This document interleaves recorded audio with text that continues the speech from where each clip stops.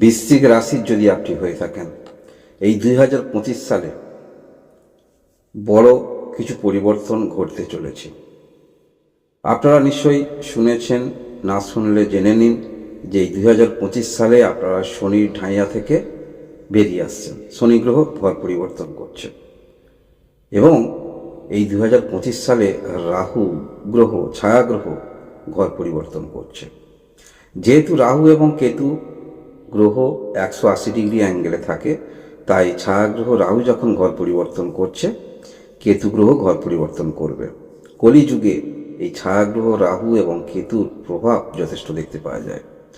আর এই যে আমরা 12টি ঘর মিলিয়ে যে রাশিচক্র নিয়ে বিচার বিশ্লেষণ করে থাকি, যে গ্রহগুলো দীর্ঘদিন ধরে একটি ঘরে অবস্থান করে থাকে, সেই গ্রহগুলো থেকে অনেকটা প্রভাব আমাদের জীবনে দেখতে পাওয়া যায়। তাই 2025 সালে যেমন শনি ঢাইয়া থেকে আপনারা সরে আসছেন এবং রাহু গ্রহ ঘর পরিবর্তন করছে, কিছু পরিবর্তন আপনাদের মধ্যে আমরা দেখতে পাব। এই মুহূর্তে এই যে ঘর পরিবর্তন করবে 18ই মে 2025, তার আগে পর্যন্ত আপনার যেখানেই রাহু গ্রহ অবস্থান করেছিল, এই যে পঞ্চম ঘরে অবস্থান করে থাকছে রাহু এবং কেতু থাকছে আপনার একাদশতম ঘরে, যার ফলে এখনো পর্যন্ত কিছু বিষয় আপনাদের মধ্যে দেখতে পাওয়া যাচ্ছে, অর্থাৎ রাহু গ্রহের প্রভাব। যার ফলে আপনারা যারা পড়াশোনার মধ্যে রয়েছেন, মনের মধ্যে আপনি কনফিডেন্স নিয়ে যে কোনো পরীক্ষায় বসছেন, সেখানে আপনার মনের মতন কিন্তু ফল আসছে না, একটু ওভার কনফিডেন্স দেখতে পাওয়া যাচ্ছে। ভালোবাসার মধ্যে যারা রয়েছেন, সম্পর্ক আপনাদের মধ্যে ঠিক মতো বনিবনা হচ্ছে না। আজকের দিনটা ভালো, তো কালকের দিন আবার পার্টনারের মনটা একটু অন্যরকম, আবার আপনাকে মানাতে হবে। বা আপনারা যারা উচ্চশিক্ষা ক্ষেত্রে অ্যাডমিট নিয়েছেন, আপনারা কোনো রকম জোশে নিয়েছেন, নাম বড় এরকম দেখে নিয়েছেন, মনের যে ইচ্ছা সেই ক্ষেত্রে কিছুটা হলেও আপনারা কিন্তু পিছিয়ে ছিলেন। তাই এইরকম কিছু আপনাদের মধ্যে এখনও দেখতে পাওয়া যাচ্ছে। যেহেতু রাহু গ্রহ অবস্থান করে থাকছে, ওভার কনফিডেন্স সমস্ত বিষয় সেগুলো দেখতে পাবো আমরা 17ই মে 2025 পর্যন্ত। এবং কেতু গ্রহ যেহেতু সাফল্য স্থানে অবস্থান করে থাকছে এই 18ই মের আগে পর্যন্ত, যার ফলে আপনাদের কিছু ক্ষেত্রে যারা বিজনেস কম বয়সী আছেন, কোনো ইনকামের ক্ষেত্রে আসতে পারেন, এখনও পর্যন্ত সময় আছে এবং যথেষ্ট অন্যদের থেকে কিছু হেল্প সহযোগিতা এগুলো আপনারা পাবেন। বিশেষ করে বিজনেস বা কোনো রকম কিছু শুরু করবেন, এগুলো দিক থেকে যথেষ্ট ভালো। তবে এই যে 18ই মে ঘর পরিবর্তন করবে ছায়া গ্রহ রাহু, যার ফলে কোনো বিষয়ে আপনারা বেশি আনন্দিত বা এক্সাইটমেন্ট এগুলো কিন্তু আনবেন না। হ্যাঁ, হয়েছে, খুশি হয়েছেন, ঠিক আছে, তার পরবর্তী ক্ষেত্রে আরও আপনাকে অন্য ভাবটা চিন্তা রাখতে হবে। সেই আনন্দিত সময়টা নিয়ে বেশি বয়ে যাবেন না, পরবর্তী পদক্ষেপ রাখতে হবে, এই রকম চিন্তাভাবনা নিয়ে চলবেন। এই রাহু গ্রহ পরিবর্তন এবং কেতু গ্রহ ঘর পরিবর্তন করার ফলে যদি কোনো রকম সমস্যা থাকে, জমি ভূমির বিষয় অংশীদারি আছে, সমস্যা আছে, সেটা বিক্রি করে সেই অর্থ আপনি এই 2025 সালে 18ই মের পরে পাবেন।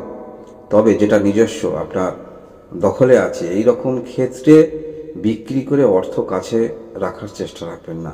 ভূমি যেখানে আছে সেখানে থাকুন। এইগুলো আপনারা 2025 সালে 18ই মের পর থেকে একটু চিন্তা ভাবনা করে চলবেন। পারিবারিক সমস্যা কিছু হতেই পারে, তাই বলে নতুন কোনো রকম ঘর কিনে বা দূরে কোথাও চলে যাওয়া, এই রকম হঠকারিতার সিদ্ধান্ত নেবেন না। মায়ের শরীর স্বাস্থ্যে একটু আর্থিক ব্যয় হওয়ার সম্ভাবনা থাকছে এবং আপনার প্রিয় বন্ধু বা বান্ধবী কোনো রকম শারীরিক সমস্যা, যার কারণে আপনি যথেষ্ট মানসিক ব্যথা পাবেন এই 2025 সালে এই রাহু গ্রহ ঘর পরিবর্তন করার ফলে। দেখুন, এক একটি গ্রহ এই যে ঘর পরিবর্তন করে, এটা স্বাভাবিক।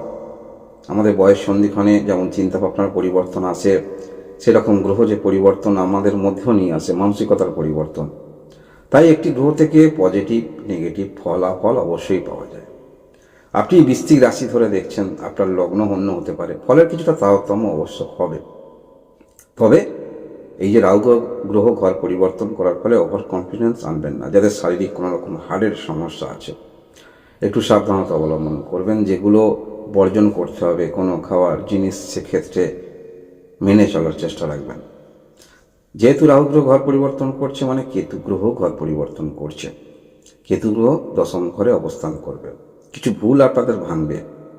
যারা সব প্রফেশনালে ভেবেছিলেন যে এই সমস্ত কর্ম যদি আমি করতে পারি বা এই সমস্ত কর্মের মধ্যে যদি আমি লিপ্ত থাকি তাহলে লাখ লাখ টাকা ইনকাম করব, তাহলে এইরকম কিছু ভুল কিন্তু ভাঙতে চলেছে এই 2025 সালে 18ই মের পর থেকে, এবং 1.5 বছর অবস্থান করে থাকবে।